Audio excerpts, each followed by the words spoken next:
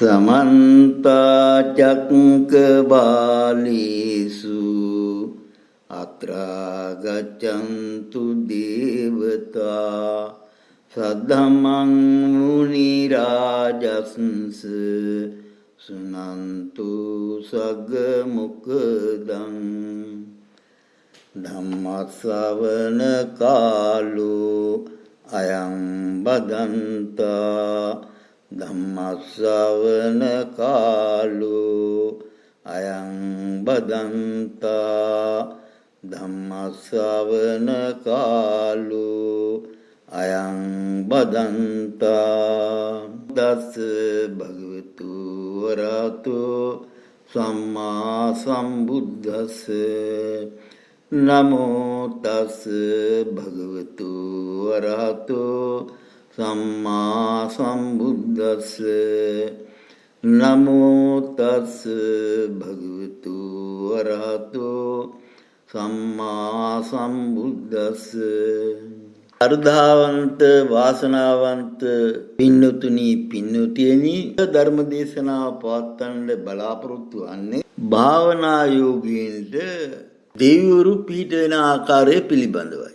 ලංකාව තුල බොහෝ ස්ථානයේ බොහෝ දෙනා තුල මේ දෙවිවරු පිළිබඳව ලොකු උනන්දුවක් තියෙනවා.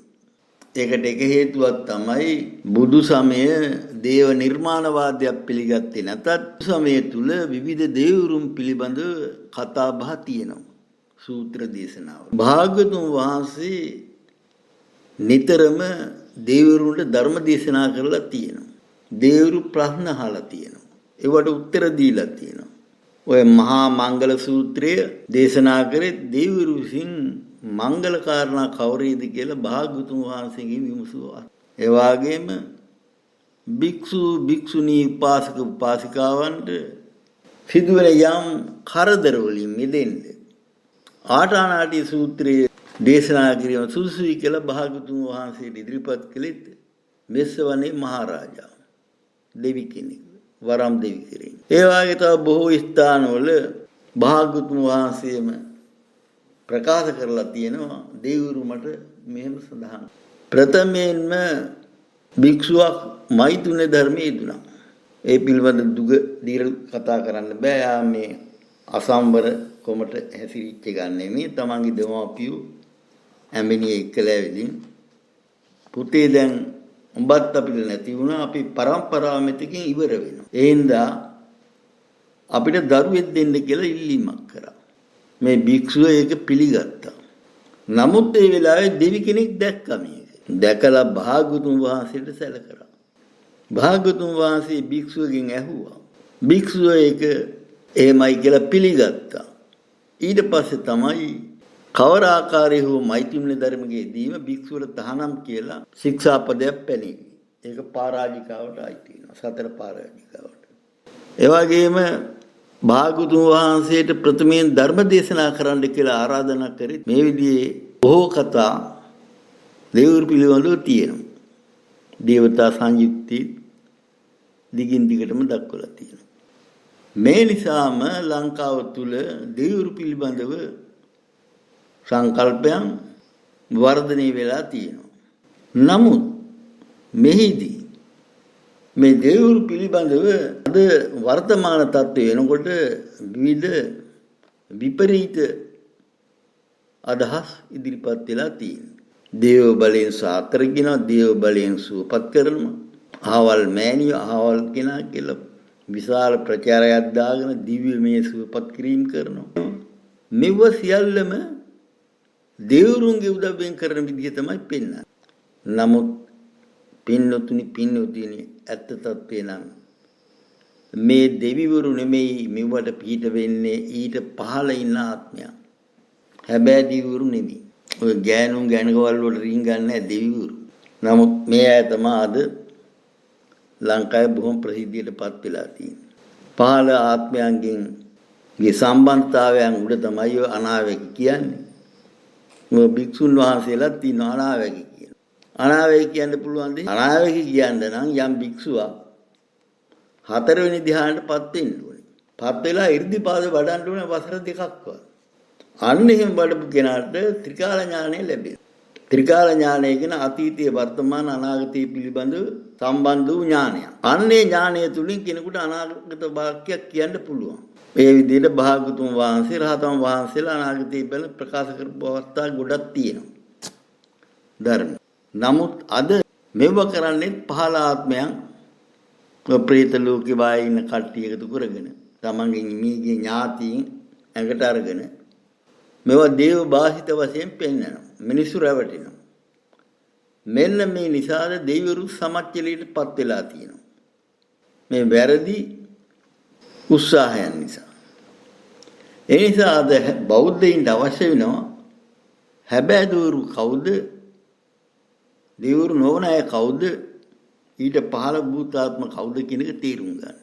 එහිදී මා දීර්ඝ විස්තරයක් මේ සඳහා යොමු කරන්න කාලයක් නැහැ මට.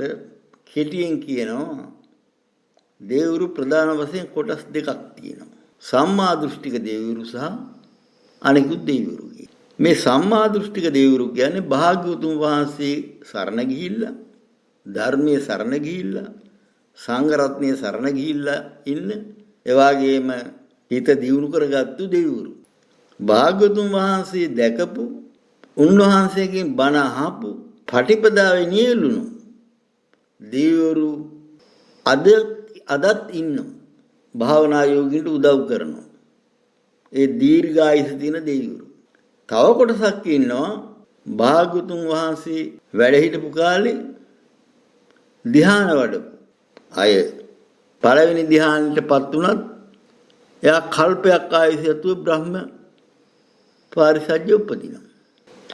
ඒ වගේම සුද්ධාවාසවල තවමත් ඉන්නවා දෙවිවරු. භාග්‍යවතුන් වහන්සේ කාලේ මේ වසර 2000 ඊට පස්සේ මිහිඳු මහරහතන් වහන්සේ මෙහි වැඩ හිටපු කාලේ ඊළඟට අශෝක රජුරුවෙන් පස්සේ ලෝකේ පුරා විශේෂයෙන් ආසියාවේ පුරා ධර්ම දූත ව්‍යාපාරයක් ඇති කරා.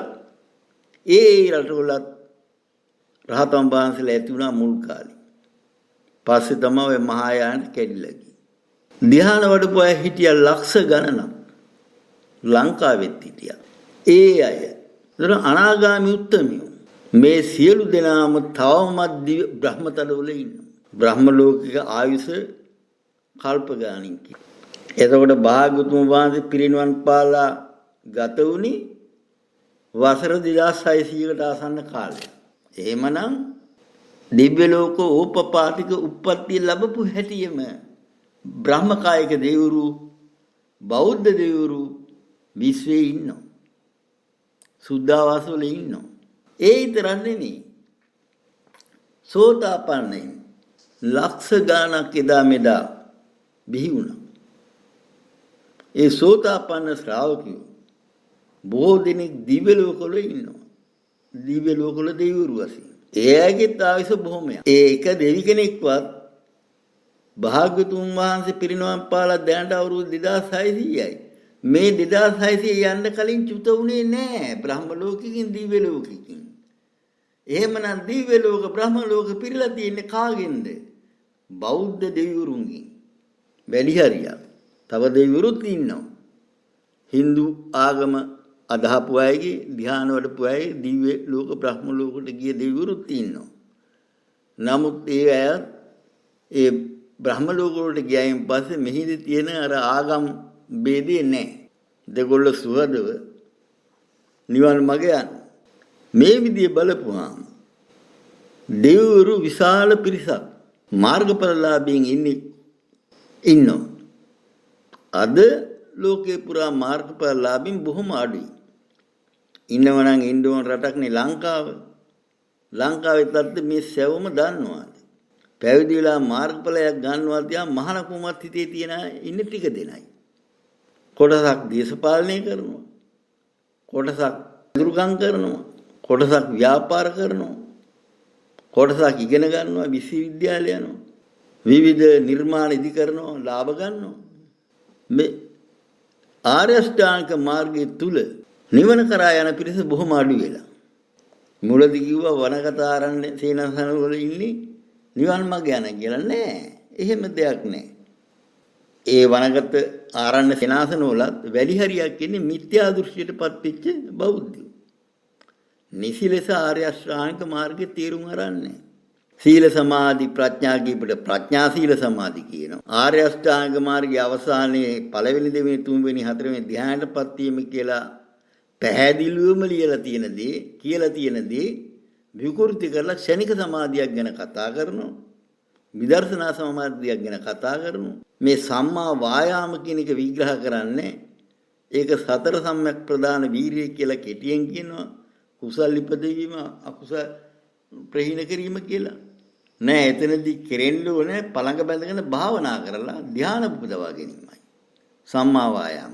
ඊළඟටයි සම්මා සතිය. මේක පැහැදිලිව විග්‍රහ කරගන්නේ නෑ. මේ විදිහ ගත්තාම ආරණ්‍ය වාසී භික්ෂුන් වහන්සේලා වැඩිම පිරිසක් ඇත්තටම කිසියම් සීලයක් තියෙනවා උන්වහන්සේලාගේ. නමුත් වැරදි විදිහට ධර්මය අල්ලගෙන ඉන්නවා. නිවන් මගින් බැහැර වෙලා ඉන්නවා. මේ නිවන් මගින් බැහැර වෙලා ඉන්නකොට මේගොල්ලන්ට කායික පීඩාවන් ඇති වෙනවා. අමනුෂ්‍ය ග්‍රහණයටපත් වෙනවා. මේක තමයි අද වෙලා තියෙන්නේ. ඊ타ත්ම සුළු පිරිසක් අති ඇඟිලි වලින් ගයින් පුළුවන් පිරිසක් තමයි ධ්‍යාන විමෝක්ෂ මාර්ගඵල ලබාගෙන ඉන්නේ. ධ්‍යානයකටපත් වෙන එක මහා කරන්න බැරි වැඩක් වශයෙන් තමයි බෞද්ධ නායක හාමුදුරු පොත්පත්වල ලියලා තියෙන්නේ. කවදාකවත් ගන්න බැරි දේවල් වශයෙන්. ඒ විදිය බලපුවාම අපේ රටේ අද හැබැයි නිර්වාණ මාර්ගයෙන් පිටත උපාසක උපාසිකාවන් පමණක් නෙවෙයි භික්ෂු භික්ෂුණීන් යන හින්දා මේ හැබැයි දෙවියන් හඳුනා ගැනීම පිළිබඳව දුරවබෝධයක් තියෙනවා. ඒ අයත් අර පල්ලේ ආත්මවල තමයි දෙවිවරු කියලා කියන්නේ. හුඟක් පන්සල් වල දේවල් තියෙන ඔය සමත විපස්සනාව නැතුව මාර්ගයේ වරදගත්තු ගෑ වයසට යනකොට ලිඩ වෙනවා. අමනුෂ්‍ය ග්‍රහණයටපත් වෙනවා. එතකොට ඒගොල්ලෝ අනිත් අයටත් තියෙන දේවල් ලෙඩත් එකතු කරගෙන ওই විවිධ සාන්ති කරුණු පටන් ගන්නවා. එහෙදි කියනවා දෙවිවරුන්ගේ පිහිට ලැබෙනවා කියලා. නෑ, එවැනි තැන්වලත් දෙවිවරුන්ගේ පිහිට ලැබින්නේ.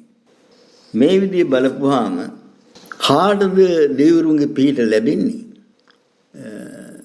කොහොමද මේ පිහිට ගන්නෙ කියන කාරණේ පිළිබඳව අවබෝධයක් ලබා ගැනීම අවශ්‍යතාවයක් අද. ඒ සඳහා තමයි මේ ධර්ම දේශනාව පවත්වන්නේ. මේදී මම ධර්ම කාරණා පමණක් විග්‍රහ කරන්නේ නැතුව ඒවත් කරමින් මගේ අත්දැකීම් ඉදිරිපත් කරන්න බලාපොරොත්තු වෙනවා ඉතා කෙටියෙන්. මේදී ප්‍රථමයෙන් අපි කල්පනා කරන්න ඕනේ, අවබෝධ කරගන්න ඕනේ, දැනගන්න ඕනේ මේ සම්මා දෘෂ්ටික දෙවිවරු උදව් කරන්නේ කාටද? ඒ උදව් කරන්නේ කොහොමද කියලා. භාවනාවට උදව් කරන්නේ කොහොමද කියලා දැනගන්න ඕනේ. එතකොට ශ්‍රාවකයා ඒ දෙවිවරුන්ගේ උදව් ගන්න නම් නිසි විදියට සරණාගමණයටපත් වෙන්න ඕනේ. භාගතුන්ගේ නවහරාදී බුදුගුණ දැන මෙනෙහි කරමින් දිවි හිමියෙන් මම භාගතුන් වහන්සේ සරණ යමි කියලා බුදුරජාණන් වහන්සේ සරණ යන්න ඕනේ. දෙක ස්වාක්ඛාතෝ භගවතෝ කියලා ගාථා විතරක් පැත්තකට හරිලා කියලා හරියන්නේ නැහැ. ඒ ස්වාක්ඛාතෝ සාන්දෘෂ්ටික වූ ධර්මයේ මොකද්ද? ඒක තමයි චතුරාර්ය සත්‍ය ධර්මයේ. භාග්‍යවතුන් වහන්සේ බුද්ධත්වයට පත් වෙලා ප්‍රථමයෙන්ම බරණැස ඉසිපතනේ මිගදායේදී දේශනා කරන ලද්දා වූ ධර්මයේ ඒ ධර්මයේ තුල තමයි චතුරාර්ය සත්‍ය ධර්මයේ ලෝකයට දේශනා කරේ. දිව්‍ය බ්‍රහ්ම විශාල පිරිසක් පිරිවරාගෙන අන්නේ ධර්මයයි කියලා සරණ යන්න ඕනේ. නැතුව ස්වාක්ඛාතෝ භගවතු කියලා ගාතාව කියලා සාදු කියලා හාමුදුරුවෝ කියනකොට සාදු කියලා නැගිටට ධර්මයේ සරණ ගියා වෙන්නේ. බුද්ධ ප්‍රතිමාව අධ්‍යා බල සාදු කියවට මල් වට්ටියක් අරන් ගියාට එතනත් බුදුන් සරණ ගියා වෙන්නේ. බුද්ධ ප්‍රතිමා විවිධයි විසමයි. ප්‍රතිමාවක් තිබුණාට දෝෂයක් නැහැ. ළමයෙකුට බලන්න අපේ ජාතික සංස්කෘතික අනන්‍යතාවය පෙන්වන්න බුද්ධ ප්‍රතිමා පවතින්න ඕනේ. ඒක වරදක් නෑ. නමුත් බුදුන් සරණ යන්න ඕනේ.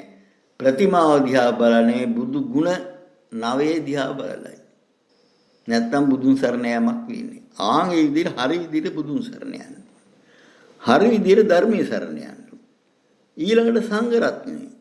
සංඝ රත්නය කිව්වම අපේ හුඟ දෙනෙක් හිතාන ඉන්නේ හිස බූගාලා සිවුරු පුරවගත්තු සේරම සංඝ රත්නයටයි කියලා. එහෙම එකක් නෑ. ඉස්සර ඔහම තමයි අන්‍යාගමී උත්තිති. හිස ගාලා කහ සිවුරු වැඳගෙන හිටියා උඟා. සංඝ රත්නය කියන්නේ කවුද කියන එක පැහැදිලිවම සංඝ රත්නයේ වඳින ගාථාවේ තියෙනවා. මේක කවුරුවත් බලන්නේ. ඒක වඳින ගාථාවක් තියෙනවා.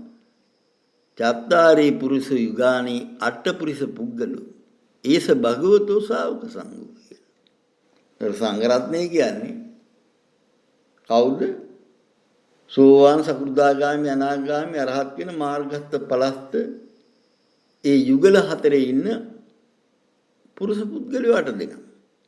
එහෙම නැතුව සිවුරක් දාගෙන විශ්වවිද්‍යාලය ඉගෙන ගන්න ගිහිල්ලා ඇවිදින් රස්සාවක් කරන ආණ්ඩුවේ පඩියක් ගන්න සිව්පසයක් ගන්න ආජීවයේ අපිරිදු වෙච්ච අය කවුරුවත් නෙවෙයි. ආර්ය අෂ්ටාංග මාර්ගයේ තුල යන්නේ නැති අය සංඝ රත්නයට අයිති වෙන්නේ නැහැ. අද බොහෝ භික්ෂු වහන්සේලා ඉන්නවා භාවනා ගැන කතා කරනවට විරුද්ධයි. භාවනා කරන්නේ පිස්සු කියනවා. ඒවට යන් යන් අකුල් හෙලීම් කරනවා අය ඉන්නවා.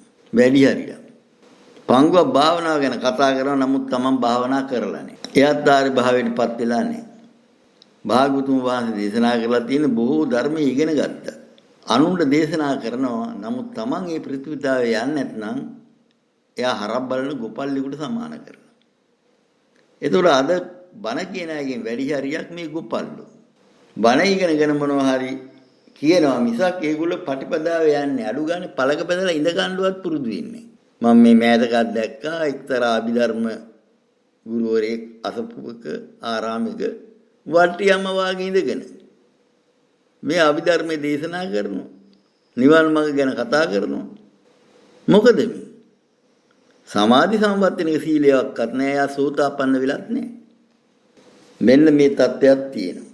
මෙන්න මේ විදිහේ තෙරුවන් සරණ ගිය ශ්‍රාවකයා සීලයේ සමන්නාගත වුණා නම් එයා නියත වශයෙන්ම සෝතාපන්නයි. එයාට කල්යාණ මිත්‍ර සේවනයේ එයා උන්වහන්සේගෙන් සද්ධර්මයේ ශ්‍රවණය කිරීම උන්වහන්සේගෙන් දහම් පටිපදා ඉගෙනීම යන අංග අතරට යෝනිසෝ මනසිකාරයක් තියෙන්න ඕනේ. එවැනි කෙනා උතුම් සම්බෝධියටපත් වූ සතර අපාය වියලු ශ්‍රාවකෙක් වෙනවා. ප්‍රථමයෙන්ම දේව ආරක්ෂාව ලබා ගන්න මෙන්න මේ විදිහේ සෝතාපන්න අංගයන් සමාදම් වෙන්න. සමාදම් වෙලා ඒව හරියාකාරව පවත් ගන්න. කැඩෙ බින්දින්නේ නැතුව සිදුරු වෙන්නේ නැතුව. නමුත් තවම ඔබට දෙවිවරුන්ගේ ආශිර්වාදය ලබා ගන්න ආරක්ෂාව ලබා ගන්න මදි. ඒ ප්‍රවේශයේ පමණයි. ඔබ ආර්ය අෂ්ටාංග මාර්ගය තුල සීලේ සමාධිය වඩමින් යන්න ඕනේ. ඒදී සම්මා සංකප්පීති අභිහිංසාවෙන් ඉඳලා සතුන් කෙරෙහි කරුණාව මෛත්‍රිය දක්වන්න ඕනේ. ඒදී මෛත්‍රී භාවනාව වඩනවා. මෛත්‍රී භාවනාව කියලා අද වඩන්නේ මොකද්ද? මම සුවපත් වෙම්වා කියලා ලස්සනට කියනවා. ඒක අහගෙන ඉඳලා නිදා ගන්නවා. මේක මෛත්‍රී භාවනාව වැඩිවීමක් නෙවෙයි. නමුත් ඒක මෛත්‍රී චින්තා වැඩිවීමක් කියලා වෙනම තියෙනවා. අර්පණා වැඩිවීම කියලා තියෙනවා. මෛත්‍රී භාවන දෙආකාරයක්. ධ්‍යාන වඩන්න බැරි එක්කෙනා මෛත්‍රී සිතුවිලි එයා කවුරුවත් කියන එක අහලා නෙමෙයි එයා හිත තුලින්ම ඇති කරගෙන හිතේ දරා ගන්නවා. ඒක මෛත්‍රී චින්තාව. නමුත් හැබැයි භාවනාව කියන්නේ මෛත්‍රී ධ්‍යානයකටපත් වෙන එක. අර්පණාවකටපත් වෙන එක. දැන් ඔබ දන්නවා ධර්මයේ තුල තියෙනවා මෛත්‍රී භාවනාවේ ගුණ 11ක්. දේව රක්ඛති කියලා තියෙනවා. ආන් දෙවිවරු රකින්න අවස්ථාවයි. ඔබ කලින් කියන විදිහට අර සෝතාපන්න අංගයන් සම්පූර්ණ සතරකමටම වඩද්දි බුද්ධානුතිය පිළිකුල් භාවනාව මෛත්‍රී භාවනාව සහ මරණ සතිය යන භාවනාව තමයි ඉස්සෙල්ලාම වඩන්න තියෙන්නේ. විදර්ශනා භාවනාව නෙවෙයි. අන්න එහිදී ඔබ මෛත්‍රී භාවනාවට වැඩි උනන්දුවක් දක්ව භාවනාව වඩනවා නම් ධ්‍යානයකටපත් වෙන්න පුළුවන්. ඒ ධ්‍යානයකටපත් වෙන්න නම් අනිවාර්යයෙන්ම ඔබට ධ්‍යාන වඩපු ගුරුවරයෙක් ඉන්න ඕනේ. ධ්‍යානවල ගුරුවරයෙක් නැත්නම් හරිම අමාරුයි ධ්‍යානයකටපත් වෙන්න. කලාතුරකින් කෙනෙක් එහෙමත් වෙනවා. එයාගේ පෙර සංසාරික පුරුදු තියෙන. පමණයි එහෙම වෙන්නේ. එහෙමනම් ඔබට මේ ධ්‍යාන මොක්ෂ මාර්ගඵල ලැබු කල්යාණ මිත්‍රයන් වහන්සේ නමක් හම්බෙලා ඔබ මේ මෛත්‍රී භාවනාව ඉගෙන ගන්න ඕන. උපදෙස් ගන්න ඕන. මෛත්‍රී භාවනාවෙන් ධ්‍යාන වඩන්න පළක බඳලා කය ඍජුව තියා ගන්නත් ඕනේ. ඒවත් පුරුදු වෙන්න ඕනේ. අන්න ඒ විදිහේ මෛත්‍රී ධ්‍යානයකටපත් උනයින් පස්සේ ඔබට නිරන්තරයෙන්ම දේව ආරක්ෂාව ලැබෙනවා. නමුත් තව ඔබට දෙවිවරු භාවනා කියලා දෙන්නේ නැහැ. ඔබ යන්න ඕන තව ඉස්සරහට. දන්න තරමින් කරගෙන යන්න ඕනේ. මුලදිම ඇවිදින් දෙවිවරු මෙහෙමයි භාවනා කරන්න කියලා දෙන්නේ. එහෙම අවස්ථාවක් ඔබටත් ඒ දිගටම ධර්ම මාර්ගය ගියොත් ආර්ය අෂ්ටාංග මාර්ගය තුල ආරම්භයේදී මෙහෙම වෙන්නේ. ඔබ හරියට මේ ආර්ය අෂ්ටාංග මාර්ගය තුල අවසානය කරා යනවනම් දෙවිවරුන්ගෙන් දිව්‍ය ලෝකවල ඉන්න දෙවිවරුන්ගෙන් පමණක් නෙවෙයි බ්‍රහ්ම ලෝකවල ඉන්න දෙවිවරුන්ගේ උදව් ලැබෙනවා. ඉහළ බ්‍රහ්මතලවල දෙවිවරු දිවසින් දැකලා ඔබට උදව් කරනවා. උන්ගේ රූපකාය මවලා පෙන්නනවා ඔබ ඉදිරියේ. හැම අතින්ම උදව් කරනවා. තමන් ඉන්න තැන අවකාශයේ අකුරු වලින් ලියලා පෙන්නනවා. ඉංග්‍රීසි භාෂාවෙන් සිංහල භාෂාවෙන් දෙකෙන්ම. මේවා කියන්නේ අත්දැකීම් ඇතුළු. පස්සේ ඔබට ඉදිරි කාලෙදී මම මේ අත්දැකීම් එකින් එක ඉදිරිපත් කරන්න බලාපොරොත්තු වෙනවා. මොකද මම මුලදී දැන් අවුරුදු 24කට පමණ පෙරදී මුලින් කරේ ධ්‍යාන භාවනාව පමණයි. යෝගාභ්‍යාස කරලා ප්‍රාණයාම කරලා ධ්‍යානයටපත් වුණා. ඒ කියන්නේ මගේ ආසාව තුනේ කාලේ කුණ්ඩලිනී ශක්තිය අවදි කරගෙන ඉන්න. ඒක අවදි වුණා. නමුත් ගුරුවෙක් නැතුව මේ ඉතින් එහාට යන්න අමාරු වුණා. මන් දිනක් බොහොම අපහසුටපත් වුණා. හුස්ම ගන්නත් බැරුව ගියා. මට හිතුණා මන් දැන් තව ටිකකින් මැරෙයි. නමුත් මං කැමති වුණේ භාවනා කරලා මැරුණා කියලා කියන්නේ එළියට ඇවිදින් කාටවත් කිව්වේ නෑ. ওই මැරුණායින් පස්සේ නිකන් මොකක් හරි කියලා මැරුණා කියලා හිතයිනේ. කියලා කරබගෙන කාමරෙට ඉඳලා දත් පිටි කාගෙන හිටියා. මෙන්න මේ වෙලාවේ මා ඉදිරි පිට රූපයක් මැවුණා. මේ රූපේ මම කලින් දැකලා තියෙනවා ඡායා රූපයකින්. ඒ ඡායා රූපේ තිබුණේ යෝගානන්ද පරමහංස ස්වාමින්ගේ යෝගී ජීවිතේ දොරටුවක් කියන පොතේ. ඒ යෝගියාගේ නම තමයි ශ්‍රී ශාමචරම් ලහිරු මහසය. උන්වහන්සේ දැන් නෑ 1800 ගණන් වල හිටියේ. මේ යෝගියා ඉහළ බ්‍රහ්ම තලයක ඉන්නවා. මම කවදාකවත් අඳුරන්නේ පෙර කාලයක අඳුරගෙන තිබුණා දන්නේ නැහැ. එදා ඒ ඡායා රූපය දැකපු දවසෙත් මට පැහැදීමක් නම් ඇති වුණා. උන්වහන්සේ චරිත කතාව කිව්වා. උන්වහන්සේගේ ඡායා රූපේ තියෙන විදිහ මා ඉදිරියෙන් ඉඳගත්තා. බොහොම ප්‍රසන්න මුහුණකින්. මා දිහා බලාගෙන හිටියා. මගේ සියලු ආබාධයන් සම්පූර්ණයෙන්ම අයින් වෙලා ගියා. ප්‍රසන්න මනසකින් යුතුව නැවතත් පළක බැඳගෙන ධ්‍යාන වඩන්න පටන් ගත්තා. එච්චරයි. බලන්න එදා ඒ දෙවියන් වහන්සේ බ්‍රහ්මකායික දෙවියන් වහන්සේ මට උදව් කරේ නැත්නම් අද මම නැහැ. ඒ කාලෙම විවිධ විදියට තොරතුරු දුන්නා මට. තව එක් දිනකදී මම අරූප ධ්‍යාන වලට ගිහිල්ලා මට දැන් වාව ගන්න බෑ. පාලනේ මිදිලා මගේ. මම දන්නවා තව ටිකක් වෙලා ගියා නම් මගේ දිවි නතර වෙන්න තරම් හේතු වෙනවා කියලා. මේ වෙලාවේ මා ඉදිරියේ ලියවුණා සිංහල භාෂාවෙන් වාක්‍යයක් දීකිනි. ඔබට බොහෝ විට මේ පාලනය කරගත නැගිටින්න කියලා. මම ඒක දැකපු හිතේ නැගිට්ටා. ජීවිතේ බේරගත්තා. ඊළඟට මේ කාලෙම මේ මුල් කාලේ දැන් අවුරුදු 20 ගානකට පෙර මම සෙම අධික පුද්ගලයෙක්. මට නිතර ඔය නාස්පුඩු ඇහිරීම වාය තියෙනවා. ඉඳලා හිටලා ඇදුමක් තිබුණා. සනීප අපහසු වෙන ඇදුමක් නෙමෙයි. ඒක ඔය සීතල දවස් වලට එහෙම ඇති වෙනවා. අනිත් කායට නෑ. මේ වෙලාවේ ධ්‍යාන වඩද්දි මගේ හුස්ම හිරවීමක් ඇති වුණා. ඒ හුස්ම හිරවීමත් එක්කලම ඔළුවේ විශාල පීඩනයක් ඇති වුණා. ඉන්න බැරි තරම් කකියමක් මේ නාහෙන් උඩ මේ වෙලාවේ ටිකක් වෙලා එනකොට මට පෙවුණා ආයෙත් නැවත අකුරු පෙළක් අවකාශය ලියලා තියෙනවා. ඒක ලියලා තියෙන මේ ඉංග්‍රීසි භාෂාවෙන්. කපාල භාති කියලා. ඒ කාලේ වෙනකොට මම දෙවිවරුන්ගෙන් තොරතුරු ලැබෙන හින්දා හැම වෙලාවෙම පෑනකුයි පොතකුයි ළඟ තියාගෙන හිටියේ. භාවනා කරේ. මම ඒ වෙලෙම ඒ කපාල භාති කියන වචනේ ලියාගත්තා. භාවනාවෙන් නැගිටලා මගේ පුත්‍රා කොට එබිලා බලද්දි මට මතක් වුණා මම ඉන්දියාවෙන් ගෙනාව දවසක් යෝග ඩික්ෂනරි එකක්. ඒක කොහෙද කියලා බැලුවා. ඒක හම්බ වුණා. ඒක අරගෙන මම බැලුවා මේ කපාල භාති කියන්නේ මොකක්ද? පැහැදිලිව මේක සඳහන් වුණා කපාල භාති කියන්නේ එක්තරා ප්‍රාණයාමයක්. මෙන්න මේ ප්‍රාණයාමය කරපුවාම කපාල කියන්නේ හිස් කබල කියන එක. භාති කියන්නේ නාවනවා කියන එකට. කපාල භාති කියන්නේ හිස් කබල නහවන අභ්‍යාසයක්. මෙන්න මේ ප්‍රාණයාම කරන්නේ මෙහෙමයි කියලා දක්වලා තියෙනවා. ඒ වගේම මේ ප්‍රාණයාම කරයින් පස්සේ ධ්‍යාන ශක්තිය පිරිසිදුව බොහොම අපහසුකින් තොරව ගමන් කරන බව දක්වලා තිබෙනවා. සමාධික පුද්ගලයන් මේ භාවනා කරනවන මේ කපාල භාති භාවනාව ප්‍රාණයාමේ පුහුණු කරන්න කියලා තිබුණා. හරි පොත වැහුවා ඒක පුහුණු කරන විදිය බලාගත්තා. මට දෙසරයක් බලන්න අවශ්‍ය නැහැ. එක සැරයක් බලපුවම පුළුවන්. ආයි වාඩි වුණා කාමරයට ගිහලා මේ කපාල භාති ශ්වසනේ ප්‍රාණයාමේ කරා. ඒ කියන්නේ කපාල භාති ප්‍රාණයාමේ කියන්නේ හුස්ම ඉහළට අරගෙන හුස්ම පහළට වේගයෙන් ඉහළ පහළ ගන්නවා මේ රිටෙන්ෂන් එකක් නැතුව. ඒ කියන්නේ හුස්ම ගත්තු හුස්ම පවත්වා ගන්න නැතුව එක පාටම පාත් කරනවා ආයි උඩට ගන්න.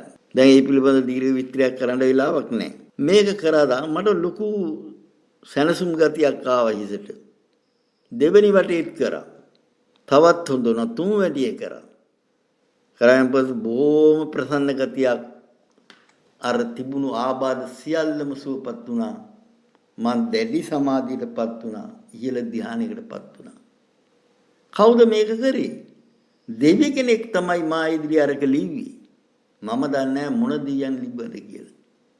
දේවරුවේ අපේ අය වායේ මිනිස්සුන්ට උදව් කරලා මමයි ඕක කරේ ඔයාලට මතකද කියලා අහන කට්ටියක් නෙවෙයි. ඒගොල්ල උදව් කරලා යනවා. ඉතින් මට පැහැදිලිව විශ්වාසයි සම්මා දෘෂ්ටික දෙවි කෙනෙක් ඇයිද මට ඒ උදව් කරා කියලා. මම මේ කතාව කිව්වෙත් මේ පින්වත් ශ්‍රාවකීන්ට මේ දෙවිවරු පිළිබඳව වැරදි අවබෝධයක් අද තියෙනවා. මේක තේරුම් ගන්න. ඊළඟට මේ දෙවිවරු ආරක්ෂාව දෙනවා. අපි කලින් කිව්වා දේවෝ රක්ඛති කියලා. මෛත්‍රී ධ්‍යාන වඩපු එක්කෙනා දෙවියන් රකින්නවා. මෙහෙම දේවෝ රක්ඛති කිව්වට මේකෙත් එක එක පියවරවල් තියෙනවා. අපි හිතමු ප්‍රථම ධ්‍යානයටපත් වුණා කියලා. ප්‍රථම ධ්‍යානයටපත් වුණාට වැඩිය ද්විතීය තෘතීය ධ්‍යානවලටපත් වෙච්ච එක්කනට දේව ආරක්ෂාව වැඩි වෙනවා. ඊළඟට මෙයා මෛත්‍රීයේ දිසා අනුව පතුරු දස දිසාවේ පතුරුවලා අපමාන චේතු විමුක්තියටපත් වුණොත් ඒ අපමාන චේතුයෙන් විමුක්තිය තමයි වැඩිම පිං ජනිත වෙන භාවනාව. භාගතුන් වහන්සේ දිනක් වික්ෂුන් අමතලා ඇහුවා මහණෙනි මේ වතුර කෝප්පෙට ලුණු කැටයක් දැම්මොත් මොකද වෙන්නේ කියලා. ලුණු රහයනවා කිව්වා. එහෙනම් ওই වික්ෂුන් වහන්සේ අර පේන ගංගානන්ද නදියට ලුණු කැටයක් දැම්මොත් මොකද වෙන්නේ කිව්වා. ඒකේ ලුණු රහ දැයින්නේ නැහැ කියලා. භාගතුන් වහන්සේ දේශනා කොට වදාලා මේ අපමාන චේතු විමුක්තියට පත්තුණු කෙනාගේ පැරණි පාප කර්ම අර ලුණු රහ දැයින්නේ නැතුව ගියාවයි ෂේ වෙලා යනවා කියලා මේ අපමාන චේතු විමුක්තියටපත් වීමෙන් ලැබෙන පුණ්‍ය ධාරාව තුල. ඒ හින්දා දෙවිවරු විතාමත්ම කැමැති භාවනාවක් තමයි මේ අපමාන චේතු විමුක්තියටපත් වෙන එක. මේ අපමාන චේතු විමුක්තියටපත් වුණොත් දෙවිවරු විවිධ ආකාරයෙන් උදව් කරනවා ආරක්ෂාව. විවිධ දේවල් කරනවා භාවනාවට උදව් කරනවා.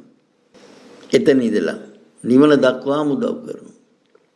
අන්න ඒක තමයි දිව්‍යයන්ගේ ආරක්ෂාව ලබා ගන්න තියෙන එකම පහසු මාර්ගය. එහෙම නැත්නම් පොල් ගහලා පූජාවට දීලා හඳුන් කූරුපත්තු කරලා දෙවියන්ට ඉතින් යම් පින් අනුමෝදන් කිරීම කරන්න පුළුවන්. ඒව පොඩි පින් ලොකු පිනක් අනුමෝදන් කරන්න නම් ඒව මොකවත් උනේ අපමාන චේතුන්තරපත් වෙලා ඒ දෙවිවරුන්ට පින් අනුමෝදන් කරනකොට දෙවිවරු ඉතාල කැමති වෙනවා. එවැනි ශ්‍රාවකයාට දෙවිවරු වට වෙලා උදව් කරනවා. රෝගාබාධයක් හැදුනත් උදව් කරනවා. නැගිටින බරුව වැටෙන්න ගියොත් අල්ලනවා. මේවා කිව්වට අද පිළිගන්නේ නැහැ. අද පිළිගන්නේ මෑණිවරු කියන දේවල්නේ. අද මිනිහත් සියලු වැරදි හරිය මිත්‍යා දෘෂ්ටියට ගිහිල්ලානේ. වැරදි දේ තැනටම තමයි යන්නේ. හරි දේ පිළිගන්න කැමති නෑ. ඊළඟට මේ සිව්පසේ ලබා ගැනීම පිළිබඳ අපි හිතුව මේ අපමාන චේතුන්ටපත් වෙලා මාර්ගඵලවලටපත් වෙච්ච භික්ෂුවක් ඉන්නේ. ඒ භික්ෂුවට කායික අවශ්‍යතාවය පිළිබඳ ආහාර පිළිබඳ ගැටලුවක් ඇති වෙලා හිතනවා මට මේ ආහාරය ලැබුණොත් නම් හොඳයි කියලා. ඒ හොඳයි කියලා හිතුව පමණින් දවස් කිහිපෙකින් ඒ ආහාරය ලැබෙනවා. කොහොමද වෙන්නේ කියලා මම දන්නේ. දෙවිවරු ගිහිල්ලා එහෙම කිව්වද විශ්වයේ වෙන කිසියම් බල ශක්තියක් විසින් මෙහෙවද කියලා දන්නේ නැහැ. නමුත් අපිට පිළිගන්න වෙන්නේ දෙවිවරුන්ගේ ක්‍රියාකාරීත්වය වල ඒක සිද්ධ වුණා කියන එකයි. ඊළඟට මේ දෙවිවරු භාවනාවට උදව් කිරීම පිළිබඳ අර විදිහේ ධ්‍යාන වඩන අයට පමණමයි දෙවිවරු භාවනාවට උදව් කරන්නේ. ඔය අක්‍රමවත්ව ඉඳගෙන සුෂ්ක විදර්ශනාව කරන අසමාහිතයක් තියෙන අයට කවදාකවත් දෙවි කෙනෙක් උදව් කරන්නේ නැහැ. දෙවිවරු ඒවා භාවනා වශයෙන් පිළිගන්නේත් නැහැ. දැන් ඉන්න සම්මා දෘෂ්ටික දෙවිවරු කියන්නේ වැඩි හරියක් භාගතුන් වහන්සේ රහතන් වහන්සේලා දැකපු අය. ඒ අය දන්නවා රහතන් වහන්සේලා කොහොමද වැඩ හිටියේ? කොහොමද භාවනා ධ්‍යාන වැඩි විදර්ශනා වැඩි කියලා දන්නවා. මේ කක්කුටු සෙයියාවෙන් ඉඳගෙන හේතු වෙලා ලෙඩ හදාගෙන ඔය මුමුණ හිටියට ඒගොල්ලන්ට මාර්ගඵලයක් මොකවත් නැහැ. දන්නවා ඒක දෙවිවරු. ඒ අයට උදව් කරන්නේ ඔබට දෙවිවරුන්ගේ උදව් ගන්න ඕන නම් ඔබ නිසි විදියට පළඟ බැඳ ගන්න පුරුදු වෙන්න. ඔබට එහෙම බැයි නම් ඔය নমස්කාරයේ සජ්ජායනය වෙනි අපි ඉදිරිපත් කරලා තියෙන පුහුණුවීම් කරලා පළඟ බැඳලා කාය ජීවිතයන් ඉඳ ගන්න සුදුසු කල්යාණ මිත්‍රයා කියන්නේ ධ්‍යාන වඩපු කල්යාණ මිත්‍රෙක් හොයාගන්න. හරි පහසුවෙන් ධ්‍යානයටපත් වෙන්න පුළුවන්. සුමාන දෙකෙන මාසෙන් 3-4න් කලාතුරකින් කෙනෙකුට තමයි අවුරුද්දක් විතර කල් යන්නේ. එහෙම කල් යන්නේ එයාට කායික ආබාධ වැඩි කෙනෙකුට. ඊව සුවපත් වෙලා තමයි මේ தත්ත්වෙට එන්න වෙන්නේ.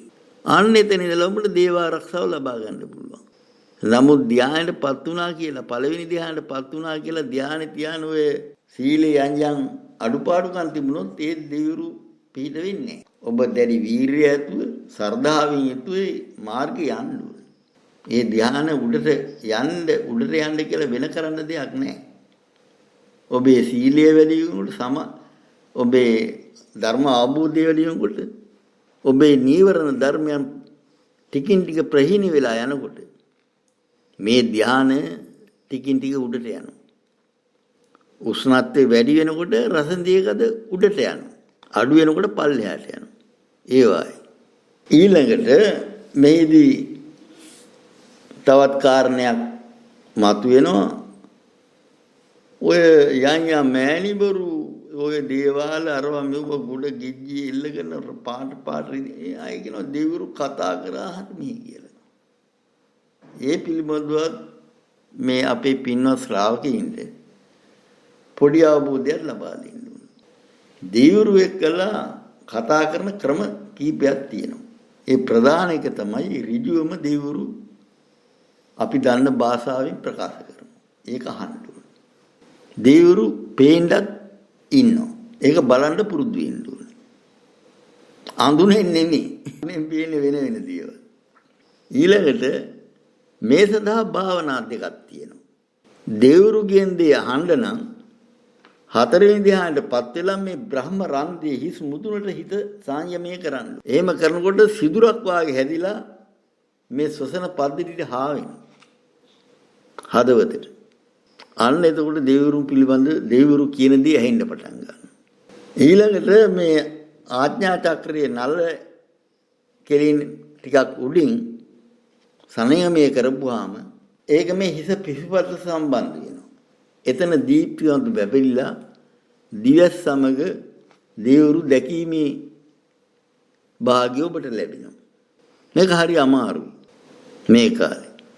අමාරුම භාවනාවක්. නමුත් ඒ භාවනාව නැතුවට නිවන් දකින්න පුළුවන්. එවැනි ශ්‍රාවකින් දෙවිවරු වෙනත් ක්‍රම වලින් යම් අදහස් ප්‍රකාශ කරනවා. සංඥාමගින්. මමත් වසර 2ක් විතර ඒ භාවනා කරා දෙවිවරුන්ගේ උපදෙස් පරිදිම. නමුත් දැන් මට අවුරුදු 76යි. අවුරුදු 70 පහුවෙලයි මේ භාවනා කරේ. කායික අපහසුකම් හින්දා මම කල්පනා කරා මට අරහත් ඵලයටපත් වුණාම ඇති. දෙවිවරු සමග සංඥා මාර්ගයෙන් අදහස් වමල් කරගන්නවා කියලා නතර කරා. නැත්තම් දෙවිවරු බොහෝම උත්සාහ කරා මට මේ භාවනාව සඵල කරලා දෙන්න. නමුත් දෙවිවරු තවමත් මේ බලාපොරොත්තු තියාගෙන ඉන්නවා. මම ඒකට කැමතිද කියලා දැනගන්න. ඒ පිළිබඳව මට ඊට වැඩි යමක් කියන්න බෑ. මට දෙවිවරු ඕන වෙලාවට දකින්න බෑ. දෙවිවරු කියන දේවල් ඕන වෙලාවට අහන්න බෑ. නමුත් යම් අවස්ථාවේදී ඇහෙනවා, පේනවා, සිද්ධ වෙනවා. ඒක නෙමෙයි දෙවිවරු දැකීම සහ දෙවිවරු ඇසීම භාවනා තුලින් කරන්නේ. Tamanට ඕන වෙලාවක දෙවි කෙනෙකුගෙන් අහගන්න පුළුවන් වෙන්න ඕනේ. දෙවි කෙනෙක් දකින්න පුළුවන් වෙන්න ඕනේ. ඒකට භාවනා දෙකක් තියෙනවා. සූත්‍ර පිටකේ දක්වලා තියෙනවා. ඒ භාවනා දෙක සාමාන්‍යයෙන් ওই මැදිවියේ ඉන්න කෙනෙකුට 4 වෙනි ධ්‍යානයටපත් වෙලා ඉතා හොඳින් වඩන්න පුළුවන්. දැන් මේ 70 75 ගිය අයට අමාරු. හොඳයි. ඊළඟට සංඥා මගිනුත් දෙවිවරු දෙනවා වයසක භික්ෂුන් වහන්සේලාට. ඒ පිළිබඳව වැඩි විස්තරයක් මට මේ අවස්ථාවේ කියන්න වෙලාවකුත් නැහැ. කිව්වට ඒක පැහැදිලි වෙන්නේ නැහැ එච්චර. මේ ධර්මයේ තියෙන යම් කාරණා ගැඹුරු පැහැදිලි කරන්න අමාරුයි. අනික මෙවුවා අద్භූත ධර්ම වලටයි අයිති වෙන්නේ. අద్භූත ධර්ම වචනයෙන් විස්තර කරන්න ලියන්න බෑ. ඒවා තමා විසින්ම අත්දැක ගන්න ඕනේ. ඒ තැනට තමයි යන්න ඕනේ. එතකොට තමන්ට ලැබෙනවා. මේ වර්තමාන කාලේ අද දෙවිවරු මතය විකෘති වෙලා තියෙනවා. දෙවිවරු කියලා හිතාන ඉන්නේ විවිධ ඔය මායන් වෙන කට්ටිය කියන්නේ දෙවිවරු වුණා කියලා. ඒතර මේ දෙවිවරු ලංකාවෙත් වැඩ ඉන්නවා අති ප්‍රබල දෙවිවරු කීප දෙනෙක්. ඒ එක්කෙනෙක් තමයි කැබිලිත්තේ වැඩවසන්නා වූ ශ්‍රී ස්කන්ධ කුමාර දිව්‍ය රාජ උත්තමයන් වහන්සේ. තවත් මා දන්න ප්‍රබල දෙවි කෙනෙක් තමයි දුටුගැමුණු දිව්‍ය රාජ උත්තමයන් වහන්සේ දිව්‍ය ලෝකේ ඉඳලා පිටින් පිට මේ ලංකාව දිහා බලන. ඒ දුටුගැමුණු දිව්‍ය රාජ උත්තමයන් වහන්සේ මෙහි භාවනා යෝගීන් ධ්‍යාන වඩන මාර්ගඵල ලබන අය ගැන දැඩි අවධානයකින් ඉන්නවා. මම එහෙන් කියන්නේ මම මේ අත්දැකීම් තියෙන හින්දා. ඒ පිළිබඳව ඡායාරූපයක් තියෙනවා. උන්වහන්සේ මගේ හිසට අත තියෙන අවස්ථාවකදී අනුරාධපුරයේදී වැටිච්ච එක. ඒක මම පස්සේ වෙලාවක ඉදිරිපත් කරන්න බලාපොරොත්තු වෙනවා. කැමති කෙනෙකුට ඇවිදින් බලා ගන්න පුළුවන්. දිව්‍ය විමානයකින් ඇවිදින් හිස මතට අත තියෙනවා. ආශිර්වාද කරලා. එදා ඉඳලා තමයි මට මේ භාවනාව වේගෙන් දියුණු වෙන්න පටන් ගත්තේ. උන්වහන්සේ අද මාර්ගඵලලාභී. ලංකාවේ කවුරු හරි ධ්‍යාන වඩනවනම් විපස්සනා ක්‍රමෙන් නිර්වාණ මාර්ගය යනවනම් දුටුගැමුණු දිව්‍ය රාජ උත්තමයන් වහන්සේ අනිවාර්යයෙන් මේ බට උදව් කරනවා බලනවා. ඒ වගේ කැබිලිත්ති වැඩවසන්නා වූ ස්කන්ධ කුමාර දිව්‍ය රාජ උත්තමයන් වහන්සේත් එහෙමයි. ඒ වගේ තවත් දෙවිවරු කීප දෙනෙක් ඉන්නවා සියල්ලගේ මේ නාංගම් පැහැදිලි කරන්න අවස්ථාවක්. අර මම කලින්ම කියපු බ්‍රහ්මකායක දිව්‍යයන් වහන්සේ ශ්‍රී ශාමචරණ ලහිරු මහසෑය දෙවියන් වහන්සේ මට උදව් කළා වයි තවත් බොහෝ දිනකට උදව් කරන්න ඇති මම දන්නේ.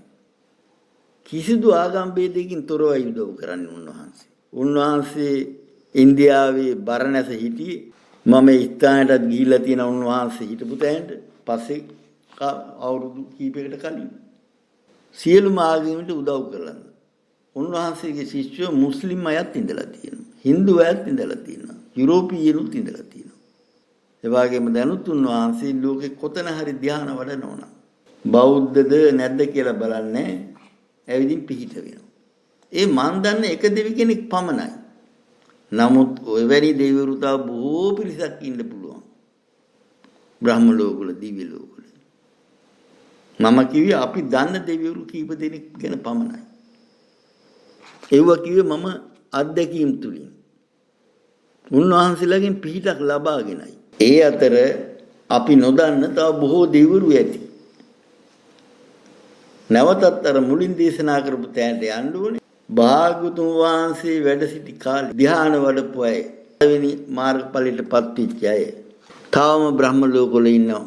ලක්ෂ ගාණින්. ඒකට දෙක තුන ලංකාවේ මිහිඳු මහ රහතන් වහන්සේ බුද්ධ ශාසනය ගෙනාවට පස්සේ විශාල භික්ෂුන් වහන්සේලා පිරිසක් ගියා. තව ඒ බුද්ධ ශාසනය පැතිරිච්ච බුරුමේ සියම කාම්බෝජ රටුවේ මුල් කාලේ ගියා. දැන් නම් අද කොව්වත් විනාශ වෙගෙන යන්නේ. ධ්‍යාන වඩනවා කියන එක කියන්න කැමති නෑ පංගුවා. එහෙමනම් මේ දෙවිවරුන්ගේ උදව් පිළිබඳව දැඩි විශ්වාසකින් ඉන්න. අද ඇයි? අද ඔබට කල්යාණ මිත්‍රයෙක් හොයාගන්න අපහසු වෙයි. ඒක ඇත්ත. අද බණ කියන්නේ ගොපල්ලුනේ භාගතුන් වහන්සේ දේශනා කරපු විදිහට. ඒගොල්ලෝ බණ ඉගෙන ගත්ත මිස තමන් දහම් පටිපදාවේ ගියේ නෑ. අනුන්ට බණ කියනවා. එහෙම අයට තමයි ගොපල්ලු කියලා කිව්වේ. භාගතුන් වහන්සේ. ඉතින් එවැනි අයකින් තමයි අද බණ අහන්න වෙලා තියෙන වෙලියෙන්. නාලිකා පිරීලා තියෙනවා. ඒ බණ අහලා කාටවත් සූතාපන්න වෙන්න බෑ. ඉතින් දක්ෂයෙකුට සූත්‍ර දේශනාත් බලලා නිසි කල්යාණ මිත්‍රයෙක් දේශනා කරන ධර්මය අහලා සූතාපන්න ශ්‍රාවකෙක් වෙන්න පුළුවන්. කොතරම් අපහසු වුණත් පුළුවන් අය ඉන්නවා. ඔබත් ඒ සඳහා උත්සාහ කරන්න. එහෙම සෝතාපන්න වෙලා පළඟ බැඳගෙන ධ්‍යාන වඩන්න. ඉස්සෙල්ලාම ආනාපාන සති භාවනාවට යන්න එපා. ඒක තමයි කරන ලොකුම මූඩ වැඩි ලංකාවේ. ආනාපාන සති භාවනාව කියන්නේ බොහොම ඉහළම භාවනාවක්. මේ ඉඳ ගන්නත් බෑ. රාග, දේශ, මෝහ ගුඩේ ඉන්නේ. තමන් නිදන ඇඳේ තව බිරිඳ ඉන්න තවන බිරිඳ ඉන්න තැන එහෙම නැත්නම් පිරිමියා ඉන්න තැන අනිත් එක්කන ආනාපාන භාවනාවත් වඩන්න. එහෙම බෑ. කාමයෙන් වෙන් වෙලා මේක වඩන්න ඕනේ. දැඩි සීලයක හික්මිලා මේ භාවනාව වඩන්න ඕනේ. හරියට කෛරජීව තියාගෙන පෑ ගණන් ඉන්න පුරුදු වෙන්න ඕනේ. එහෙම කෙනාට මේ භාවනාව වඩලා ප්‍රතිඵලයක් ගන්න පුළුවන්. නැත්නම් පොඩි පොඩි ප්‍රතිඵල ලැබිලා ආයෙ නැතු යනවා. ඒ නිසා අපි අපේ ශ්‍රාවකින් මුලදීපත් කරන්නේ මෛත්‍රී ධ්‍යානය. ඒ මෛත්‍රී ධ්‍යානයටපත් කරන්න පහසුයි. මොකද මෙහාට එන ශ්‍රාවකයෝ මෛත්‍රී භාවනාව කරන්නේ අර විසුද්ධි මාර්ගයේ කියන විදිහට තමා සූපත් වේවා කියලා හිතලා තම කල්යාණ මිත්‍රයන් වහන්සේ සූපත් වේවා කියලා භාවනා කරනවා. ටික දවසක් යනකම් ඒකමයි කරන්නේ. එහෙම වෙනකොට ඒ ගුරුවරයාගේ තියෙන ශක්තියත් එක්කලා සම්බන්ධ වෙලා එයා දැහැන්ගත වෙනවා. වැඩි කාලයක් යන්නේ. ඊට පස්සේ එයා ගෙදර ගියත් ගුරුවරයා සිහිපත් කරමින් මෛත්‍රී ධ්‍යාන වඩනවා. මෛත්‍රී භාවනාව කරනවා. ඒතකොට ධ්‍යානයටපත් වෙනවා. එවැනි වීරිය සරදාව වීරිය ඇති පුද්ගලයෙක් දැක්කොත් ගුරුවරයාට පුළුවන් මෛත්‍රී ධ්‍යාන විමුක්ත ලබාගත්තු කෙනාට ලෝකෙ කොතනක හිටියත් ඔහුට ශක්තිය මුදා හරින්න තමන් සතු ආධ්‍යාත්මික ශක්තිය මුදා හැරලා එයා දැහැන්ගත කරගන්න පුළුවන්. එයාගේ රෝගාබාධ සුවපත් කරන්න පුළුවන්. ඒ පමණක් නෙමෙයි එයාට මියගේ ඥාතියෙක් ඇඟේ ඉන්නවා නම් පින් බලාපොරොත්තුෙන් අපි හිතමු මේ ශ්‍රාවකයා ඉන්නේ ඇමරිකාවේ. ගුරුවරයා ඉන්නේ ලංකාවේ. ලංකාවේ ඉන්න භික්ෂුවට පුළුවන් අර තමන්ගේ ඇමරිකාවේ ඉන්න ශිෂ්‍යයාට ගේ ඇඟේ ඉන්න භූතාත්මයට පින් දීලා අරින්න. දුරකථනයි. කිසිම දානයක් ඕනේ නැහැ ඒකට. ලංකාවේ තුලත් පුළුවන්. මේ පිළිවෙල කතා කරොත් ඔබ මවිතයටපත් වෙනවා. මම දන්නවා. අද විවිධාකාර දාන දෙනවා. කාටද දාන දෙන්නේ? ආර්ය සංඝ රත්නයට. නෑ. ඒතකොට පින් කොහෙද? පින් අඩුයි.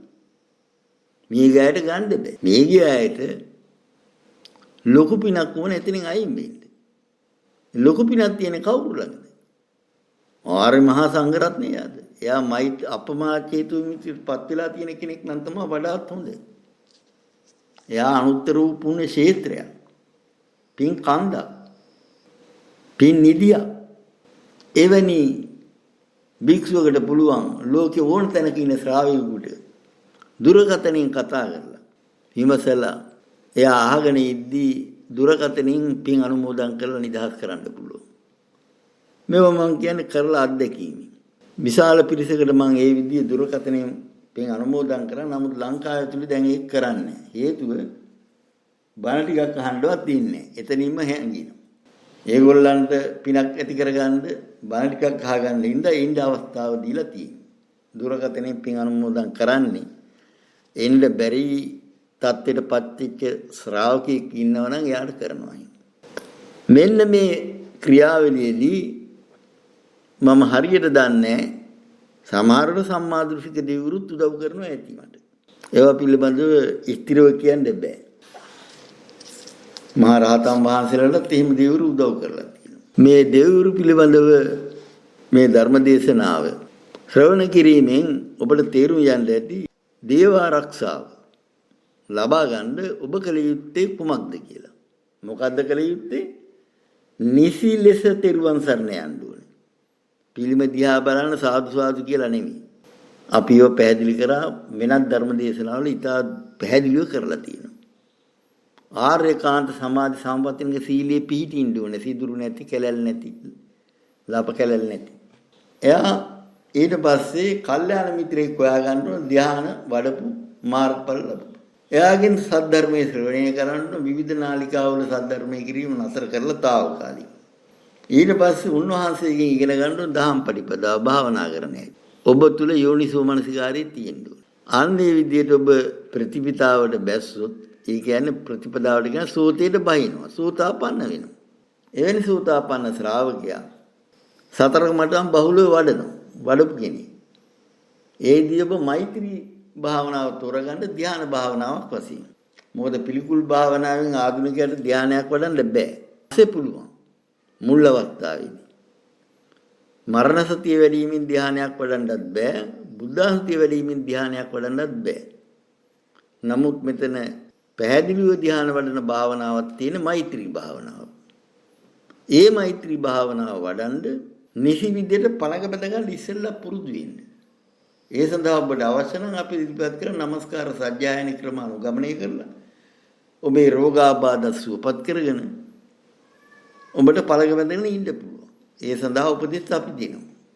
එහෙම කෙනා භාවනා කරද්දී අර විසුද්ධි මාර්ගය කරපු විදිහට ඉස්සෙල්ලා තමාට ඊළඟ තම අති මිත්‍රයාට අති මිත්‍රයා වශයෙන් ගන්න තමගේ කල්යාණ මිත්‍රයා. එයානේ අති මිත්‍රයා. එතෙන්ට විතරක් යන්න එතනින් එහාට නොගිහින් ඉන්න. ධානයටපත් වෙනකම්. ධානයකටපත් උනයින් පස්සේ සියලු සත්‍ය සූපත් විත්තා කියලා සම්පූර්ණ භාවනාව වඩන. ඊට පස්සේ මහත්ගතව අප්‍රමාණව පතුරවන්න පුළුවන්.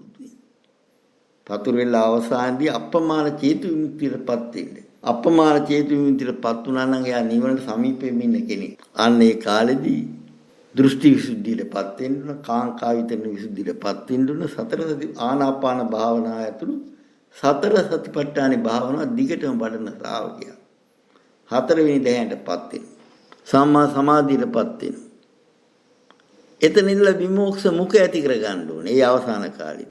ශූන්‍යත අපනීත සහ අනිමිත්ත කියන. ඒව පිළිබඳ වැරදි විග්‍රහයන් තියෙන ලංකාවේ. අපි අපේ වීඩියෝ වල නිසි විදිහට ඒක විග්‍රහ කරලා තියෙනවා. කොහොමද ශූන්‍යත විමුක්තිය ලබා ගන්න? විමෝක්ෂ මුඛය. අපහිනිත විමෝක්ෂ මුඛය මොකද්ද? අනිමිත්ත විමෝක්ෂ මොකද්ද කියලා ඉතා හොඳින් පැහැදිලි කරලා තියෙනවා අපි ධර්ම දේශනාව. ඒව බලන්න.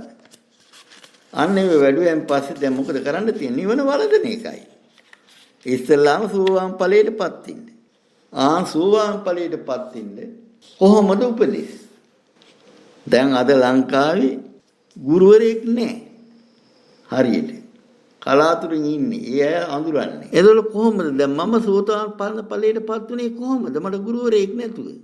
ප්‍රශ්නයක් නේද ඔබට? ඔව්. අන්න මං ඒ ප්‍රශ්නෙත් මෙතෙන්ට ගන්නවා. දෙවිවරුන්ගේ උදව් දීම පිළිබඳව. මම ගිහිගෙන් අට සමාපatti ලැබලා ධ්‍යාන වඩලා අවුරුදු 10ක් හිමවතිත් භාවනා කරා. ඉන්දියාවේ විවිධ තැන්වල භාවනා කළා. විවිධ භාවනා ගුරුවරු එක්කලා සාකච්ඡා කරා. මුල් කාලේ පින්වත් ඥානන්ද ලොකු ස්වාමීන් වහන්සේගෙන් ධර්මය ඉගෙන ගත්තා. ඒ වගේම අතිපූජ්‍ය නාවිනේ අරිය ධම්ම ස්වාමීන් වහන්සේගෙනුත් ධර්මය ඉගෙන ගත්තා.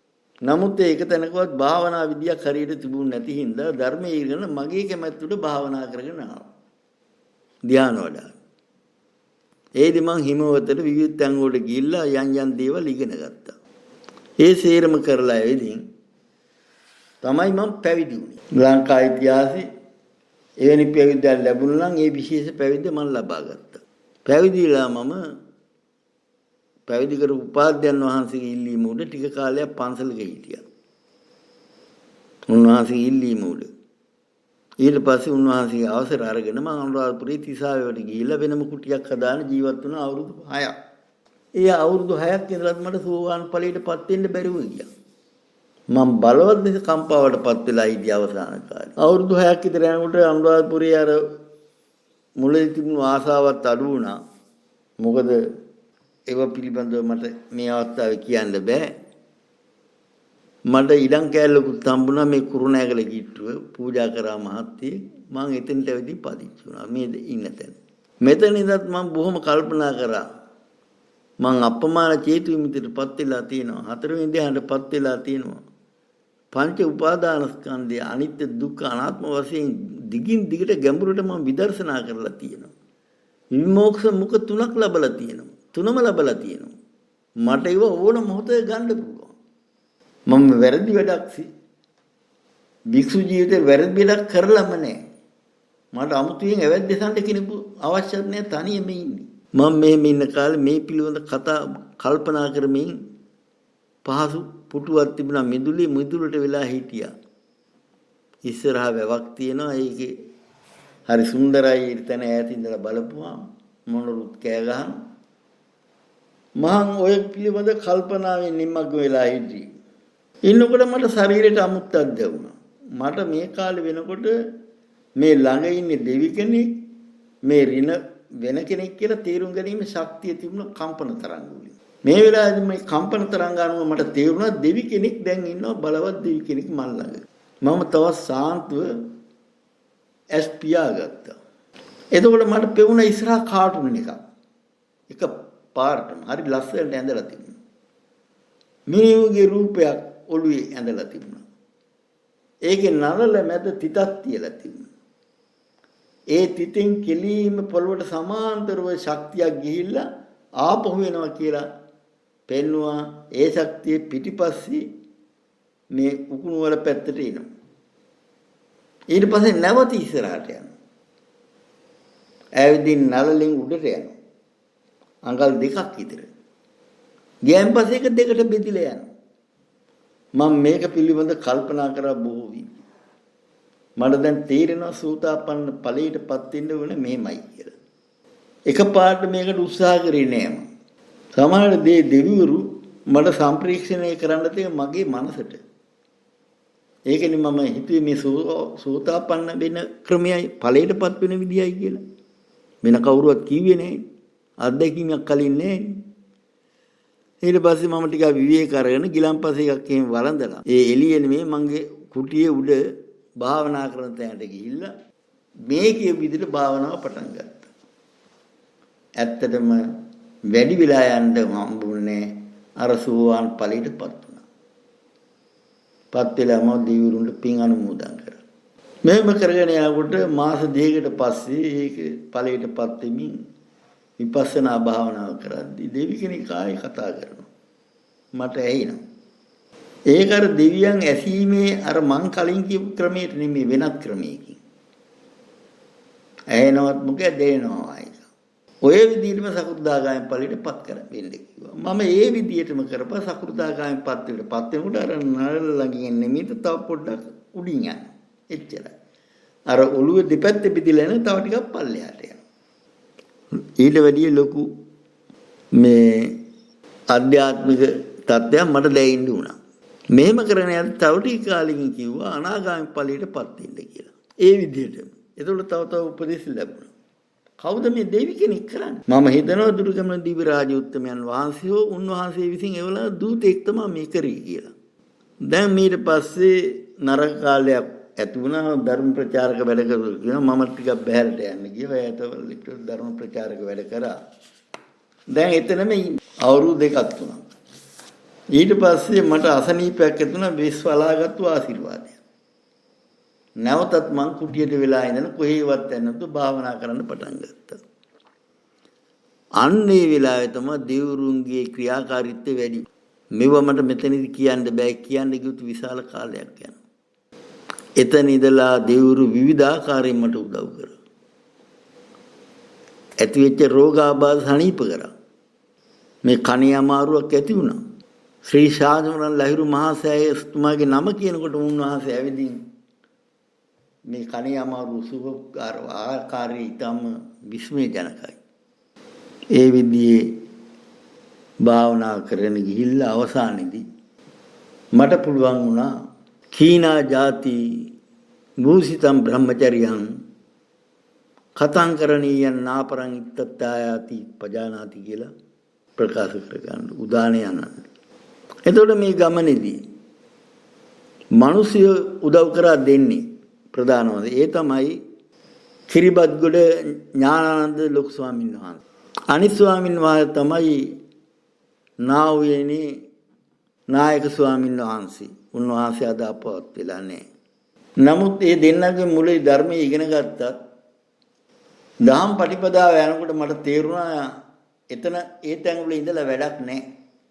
මම හුදෙකලා වුණා. ඉන්දියාවට ගිහලා ධ්‍යාන වැඩිම ගැන ඉගෙන ගත්තා. මේ ලංකාවේ කවුරුවක්වත් නැහැ ධ්‍යාන වැඩිම ගැන ඉගෙන ගන්න මේ වෙලාව. ඉගෙනගෙන මේ අර ස්වාමින් වහන්සේලා දෙනම ඉදිරිපත් කරපු මේ මුලදී ධර්මයේ මට බොහෝ ප්‍රයෝජනවත් වුණා ජීවිතේට.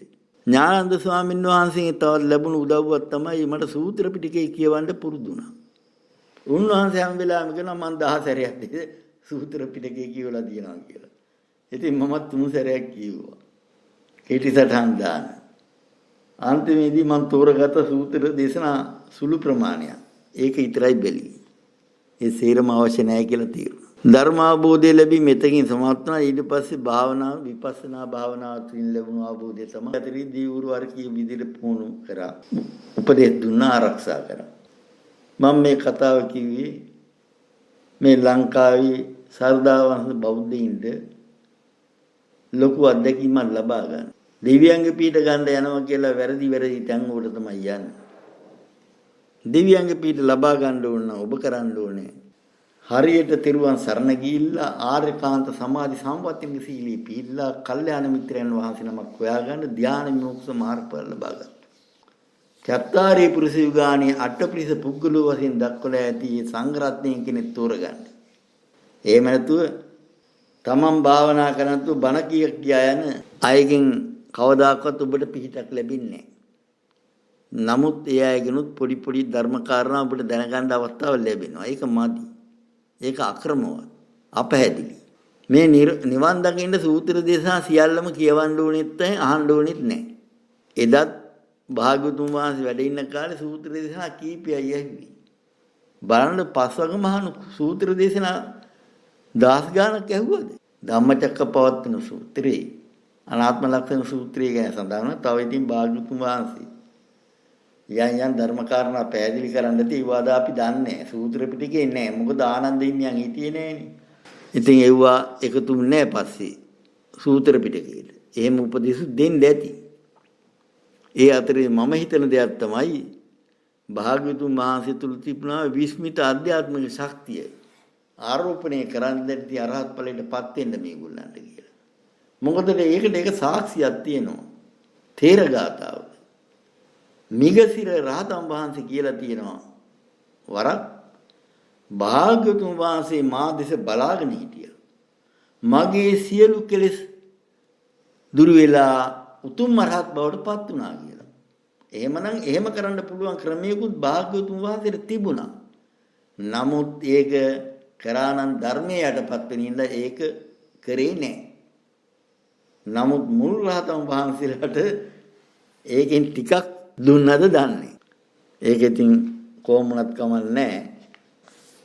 නමුත් අසජී රහතන් වහන්සේ දී ඔය සරියුත් තරුණයාට හම්බ වෙලා කරපු සංවාදයේදී කියලා තියෙනවා මම නවකීක මම ධර්මයේ වැඩි දන්නේ නැහැ කියලා. අද නම් සාමාන්‍ය නමක්වත් කියන්නේ නැහැ නේ. අද ඕනේ ධර්මයේ සීරම දැනගන්න. උපාසකම්මලට උනේ දන්නේ නැති බණපදයක් කාලා සාදු කියන්නේ. එච්චරයි වෙන මොකවත් උන්නේ. මේකත් ශාසනයේ තුල තියෙන ප්‍රතිවේද ශාසනයේ වළක්වන වැරදි ප්‍රතිපදාවක්. සූත්‍ර දේශනා තියෙන්න ඕනේ. ඒව දන්න අය ඉන්නත් ඕනේ. ත්‍රිපිටකාචාර්යින් මොනවා හරි වුණොත් අහගන්න.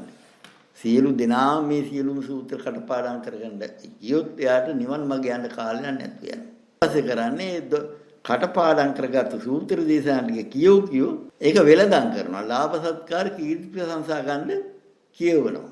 ධර්ම දේශනාවසි. එතකොට එයාගේ කාලය යනවා. ඊට පස්සේ දහම් නිර්වාණ මාර්ගය යන්න බෑ. අෂ්ටාංග මාර්ගය තුල අර ලාභ සත්කාර උතෝර අවසානයේ කාලේ වල හොඳ වාහනයක් සුඛෝභෝගී මන්දිරයක් ඔබයිති වෙනවා. ගෝලියෝ පිරිසක්. ඒකේ සැප විඳින්මින් ඉඳලා කොහෙද යන්නේ? සතර අපායට. ඕක තමයි දැන් ඔය උඟ දෙනෙකුට වෙන්නේ. ඒ ඉඳලා පින්වතියනි සූත්‍ර දේශනා සියල්ලම කෙනෙකුට පාඩම් කරගන්න පුළුවන් හොඳයි. ඒ විදිහේ දන්න අය ඉන්නත් ඕනේ. නමුත් සියලු දෙනාට මේ කාලයක් නැහැ. ඔබට තියෙන ලැබෙන කාලය අනුව ඔබ ගුරුවරයෙකුගෙන් නිර්වාණ මාර්ගය ඉගෙනගෙන සූත්‍ර දේශනා අඩුවෙන් ටිකක් බලලා මාර්ගඵලවලටපත් වෙන්න උත්සාහ කරන්න. ධ්‍යාන වඩන්න වෙන පොතපත බලන්න අවශ්‍ය නැහැ. පොත්පත් වල නැහැ. ඒක ගන්න තියෙන්නේ ශාසනීය කල්යාණ මිත්‍ර සේවනයේ තුලින් පමණයි. දැන් ඒක අපේ ශාසනයට ගන්න පුළුවන්කම තියෙනවා. ඒ භාග්‍යමත් අවස්ථාව ලැබිලා. නමුත් තවම ගන්නෙ නෑ. ටික දෙනයි ගන්න. පින නැතුව ඇති නේ. හොඳයි.